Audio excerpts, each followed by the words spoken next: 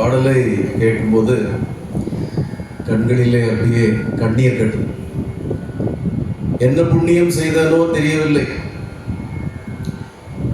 சாக்கடையில் கிடக்கும் புழுவிலும் கீழான ஒரு வாழ்க்கையில இருந்த அடியனை இன்று மகாரிஷி வசிஷ்டர் வாயார புகழ்ந்து பாடும் நிலைக்கு உயர்த்தி இருக்கிறார் அந்த ஏக பரம்பொருள் பகவான். மரியாதைக்குரிய எனது குரு, என்னுடைய சங்கீத ஆசான் தென்கரை மகராஜன்,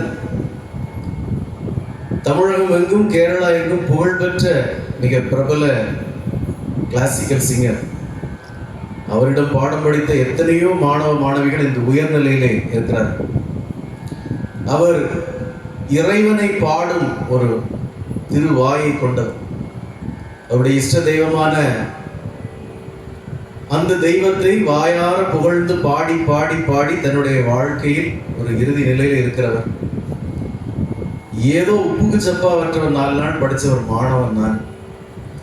அடியேனை அவர் இவ்வளவு தூரம் உருக்கமாக பாடுவது என்பது இந்த ஏக இறைவன் யோகி ராம் சரத்குமார் அருளி இருக்கிற ஒரு பாக்கியமாக நான் கருதுகிறேன்.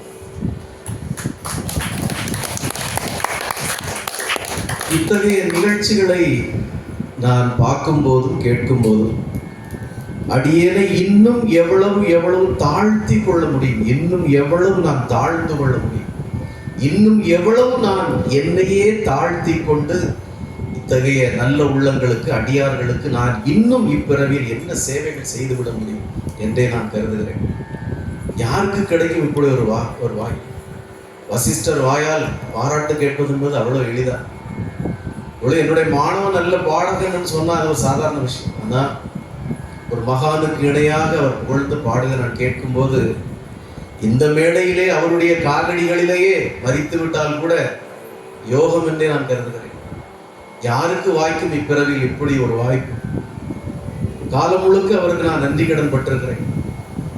எல்லாம் வல்ல ஏக பரம்பொருள் யோகி ராம் சரத்குமாருக்கு நான் எப்பிறவிலும் நன்றி கடன் பட்டிருக்கிறேன். இனி ஒரு பிறவி, இந்த பிறவியிலே 3/4 நாட்களை வீணடித்து விட்டேன். அவர் சொன்னாரே, பாதை மாறிய பயணம். கிட்டத்தட்ட ½ செஞ்சுரிக்கு மேல தாண்டி போன பிறகுதான் இந்த ஞானத்தின் முதல் படி இப்பதான் ஒரு விரல் தொட்டிருக்கோம். முதல் படி. ஆனா முழு வாழ்க்கையும் அவருடைய திருவடிகளிலே ஒரு பூவாகவோ ஒரு விளக்காகவோ ஒரு கோயில் மணியாகவோ ஒரு திருவடிகளிலே காலம் முழுக்க கிடந்து விட இன்னும் ஒரு பிறப்பு எனக்கு வேணுமையான்னு அவர்கிட்ட கேட்டிருக்கிறேன்.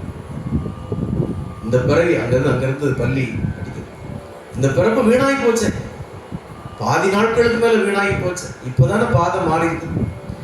பிறக்கும் போதே உமது திருவடிகளிலே ஒரு கோயில் மணியாகவோ ஒரு தீபமாகவோ உமது கருவறைக்குள்ளே உமது திருவடிகளுக்கு கீழே நான் கிடந்து விட வேண்டும் ஐயா. ஒரு பிறவி முழுக்க இல்ல 1000 பிறவி அதற்காகவே வேண்டும். இந்த ஒரு பாவியையும் இந்த உயர்ந்த இடத்திலே தூக்கி வைத்திருக்கிறாய். நான் என்ன செய்துவிட முடியும் இனிமேல் உனக்கு இல்லது உன்னது அடியார்களுக்கு? ஆனால் இந்த இதை கூட புரிந்து கொள்ளாத பல மனிதர்கள் இன்னும் இந்த உலகத்திலே இருந்து கொள்கிறார். ஐயா திரு மரியாதைக்குரிய தென்கரை மகராஜன் அவர்களை பகவான் தான் என்று அழைத்து வந்தது. பகவான் தான் என்று அழைத்து வந்து பாடு என்று சொன்னார். ஜனவரி 22ஆம் தேதி ஒரு அம்மா பேச வந்தாங்க. அவங்களுக்கு ஒரே தயக்கம், நான் எப்படி ராமநாமத்தை பற்றி பேசுகிறேன், நான் பட்டிமன்ற பேச்சால் எனக்கு எப்படி வரும்? நான் சொன்னேன், நீங்கள் பேச தொடங்குங்க, அப்புறம் அடுத்த 1 மணி நேரம் பகவான் உங்கள் உள்ள இருந்து பேசுவாருங்க. அதே மாதிரி அந்த அம்மா 1.5 மணி நேரம் பேசினாங்க. அதே போல் இன்று எனது மாமேதை என்னுடைய குருநாதர் அவருடைய உள்ளிருந்து பாடுவது அவராகவே நாம் கருதுகிறோம். நன்றி சார். தேங்க்யூ.